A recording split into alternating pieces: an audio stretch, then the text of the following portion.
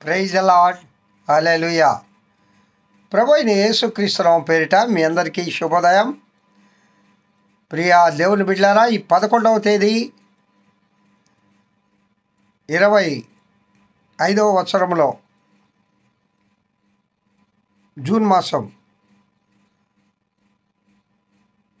తిరుగా అందిన ఆహారాన్ని ధ్యానం చేయడానికి, స్తుతించడానికి, గణపరచడానికి ఆ దేవదేవుడు మరలా ఈ గొప్ప ఆశీర్వాదకరమైన సమయమును దినమును మనకు అనుగ్రహించిన దానికి ఆ ప్రభువుకు స్తుతి స్తోత్రములు చెల్లిస్తూ ఉన్నాను. పిల్లరా, బాగున్నారా? ఎలా ఉన్నారు? ఏకవజాము యేసుక్రీస్తు ముఖదర్శనం చేశారా? ఒక అధ్యాయమైన దేవుని వాక్యాన్ని చదివారా?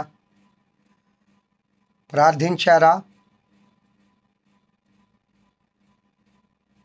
ప్రభు కృపలో ఈ దినాన్ని దేవుడు నీ గిఫ్ట్కి ఇచ్చాడు కదా, అందుకు మన అయ్యకు స్తోత్రాలు చెప్పావా? థ్యాంక్స్ చెప్పావా? ప్రభుతో ఇలాంటి అనుబంధం కలిగి ఉండాలి ప్రియులారా. ఆ దేవదేవునితో పూర్వము అబ్రహాము దగ్గర నుండి ఇస్సాకు, యాకోబులు, దావీదయ్య, ప్రవక్తలైన ఏలియా, ఎలీషా, సమూయేలు దేవునితో ఓ మంచి అనుబంధం కలిగి ఉన్నారు వాళ్ళు. అది ఎంత గొప్ప అనుబంధం అంటే తండ్రి కుమారుల అనుబంధం. ఏమండి?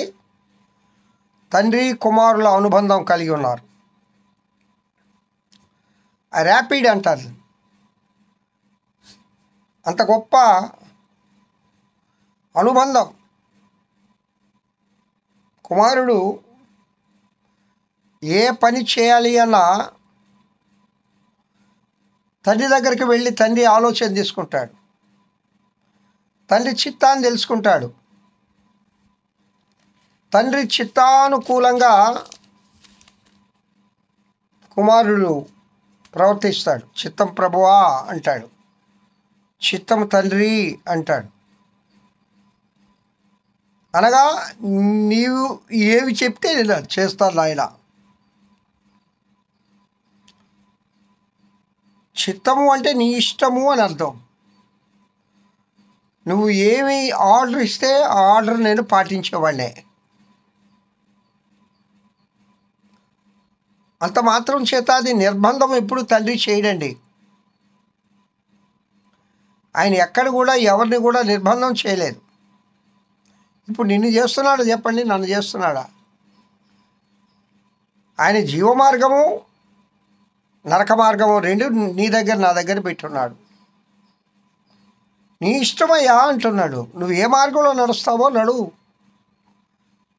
విశాల మార్గంలో నడుస్తావా, ఇరుకు మార్గంలో నడుస్తావా, నీ ఇష్టం. అది నీ ఇష్టం అంటున్నాడు. ఒకవేళ నువ్వు నా మార్గంలో ప్రయాణం చేస్తే, నేనే మార్గము సత్యము జీవము కదా, నా మార్గం నీకు చూపిస్తాను. వేరే మార్గంలో ప్రయాణం చేస్తున్నావా, నీ ఇష్టం. నేను బలవంతం చేయను. తండ్రినైనంత మాత్రాన, సృష్టికర్తనైనంత మాత్రాన, జీవమిచ్చే దేవుడినైనంత మాత్రాన నేను బలవంతం చేయను. అది నీ ఇష్ట ప్రకారమే.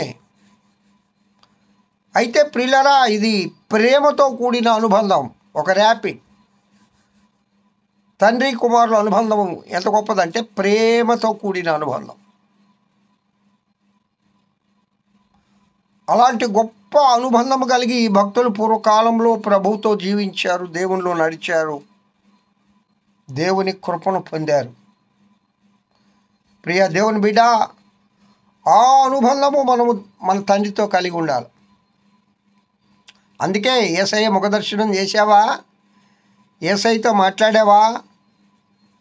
యేసయ్య నీతో మాట్లాడా అని ఎందుకు అడుగుతూ ఉన్నాము? ఉదయకాలంలో ఏకోజాములో నీతి సూర్యుని ముఖదర్శనం ఎందుకు చేసావా లేదా అని ఎందుకు అడుగుతున్నాము అంటే, అందుకే ఆ ప్రభువు కృపను మనం పొందిన వారమైతే దినమంతా ఆయన కృపాతిశయములే మనల్ని క్షేమంగా నడిపిస్తాయి. కావున ప్రియులారా, పరమగీత ప్రసంగ వాహినిలో 1వ అధ్యాయం 6వ వచనంలో మనము ధ్యానం చేస్తూ ఉన్నప్పుడు, నల్లని దానని నన్ను చిన్న చూపులు చూడకుడి, నేను ఎండ తగిలిన దానను, నా సహోదరులు నా మీద కోపించి నన్ను ద్రాక్ష తోటకు కావలి కత్తెగా ఉంచిరి. అయితే నా సొంత తోటను నేను కాయకపోతిని. ప్రియులారా, తోట, ద్రాక్ష తోట కావలి కత్తెగా వచ్చారయ్యా అని చెప్తోంది. ఇక్కడ తోట అనే అంశంలో ఒక 6 రకాలైన తోటలను మనం బైబిల్ గ్రంథంలో చూస్తాం. నిన్నటి దినము ఆ పేర్లు కూడా మీకు నేను చెప్పాను. మొట్టమొదటిది ఏదేను తోట. నిజంగా ప్రియులారా, ఒక్కసారి ఏదేను తోట అనుభవంలోకి మనం వెళ్ళాలి. ఏదేను తోట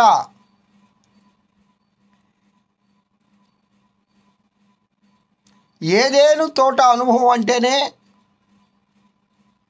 యేసయ్యతో సహవాసం.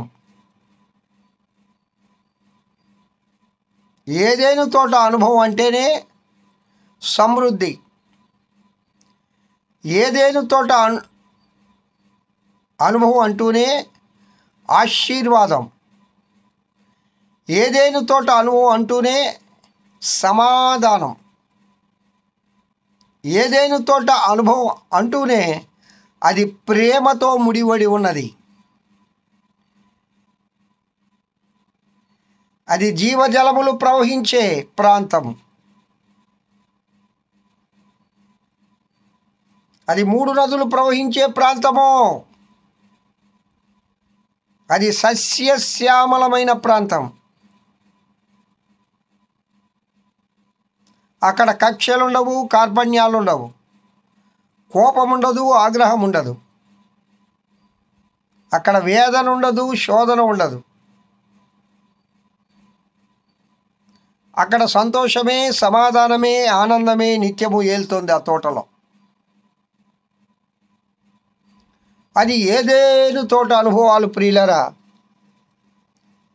ఈ ఏదేను తోట అనుభవం కలిగి మనం ఈ లోకంలో జీవించాలి. అప్పుడే పరమ ఏదేనుకు మనం పోగలం.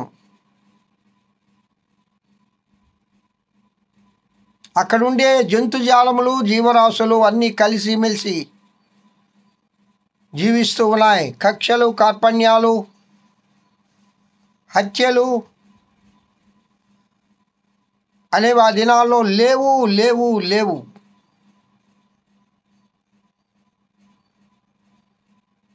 ప్రతిదిన సాయంకాల సమయమున యెహోవా దేవునితో సహవాసం. అవాదాములకు ప్రతిదినం అంటే అలా ఆదివారమే కదా. నేను చెప్పాను చాలాసార్లు, పండగ క్రైస్తవులని, ఫంక్షన్స్ క్రైస్తవులని, ఆదివారం క్రైస్తవులని చాలా వివిధ రకాలుగా తయారైపోయారు ఇప్పుడు. అనుదినము ఏమండి, అవ్వాదాములు అనుదినము సాయంకాలం పూట యెహోవాతో ముచ్చటించేవాళ్ళు. దేవుడు వారిని సందర్శించేవాడు. ఏం వారానికి ఒకసారి, రోజు సంవత్సరానికి ఒకసారి రావచ్చుగా. లే లే లే లే అనుదినము. ఒక్క దినం కూడా ఆబ్సెంట్ అయ్యేవాళ్ళు కాదు. ప్రభు కోసం ఎదురు చూసేవాడు. కావున ప్రియ దేవుని బిడ్డలారా, ఏదేను అనుభవం అంటే అనుదినము దేవునిలో గడపడం, దేవునితో సహసించడం, దైవానుగ్రహం పొందడం, దేవుని మాటలు వినడం, దేవుని చిత్తాన్ని తెలుసుకోవడం, ఇది ఏదేనో అనుభవం. ఏదేనో అనుభవంలో నీవు నేను పయనించాలి. ఆ అనుభవం పొందాలి. ఆ అనుభవంలో నడవాలి. అలాంటి అనుభవాన్ని నా ప్రియుడైన యేసయ్య మనందరికీ దయచేయునుగాక. హల్లెలూయా. తిరుగా రేపటి దినము మరలా ఈ భాగాన్ని కంటిన్యూషన్ చేసుకుందాం. ఏ అనుభవంలో ఉన్నావు నువ్వు?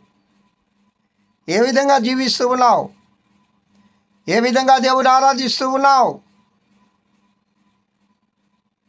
ప్రియా దేవుని బిడ్డలారా, నిత్యము ఆయనతో మనమందరము కొనసాగుదుము గాక. హల్లెలూయా. దేవుడి వాక్యం దీవించి ఆశీర్వదించును గాక. ప్రార్థించాము. మహోన్నతుడా స్తోత్రం. ఈ వాక్యం వింటున్న బిడ్డలందరికీ ఏదేనో అనుభవాన్ని మీరు దయచేయండి ప్రభువా. ఈ దీవెనలతో, ఆశీర్వాదములతో, కృపలతో నింపి ప్రతి బిడ్డను ఆశీర్వదించమని యేసు నామమున పేరిట వేడుకొంచున్నాను తండ్రి. ఆమేన్. తండ్రి అయిన దేవుని నుండి, కుమారుడైన యేసుక్రీస్తు నుండి, పరిశుద్ధాత్మన్యోన్య నిత్య సహవాసం వాక్యం వింటున్న బిడ్డలందరికీ, నీ సర్వలోక పరిశుద్ధులకు, సార్వత్రిక సంఘానికి ఇప్పుడు ఎల్లప్పుడు సదాకాలం తోడైన నడిపింపబడును గాక. Amen. Amen. Praise the lord. Have a good day. ఈ దినమంతా ఆ దేవదేవుని కృపాక్షేమములే మీ వెంట వచ్చునుగాక. హల్లెలూయా. స్తోత్రం.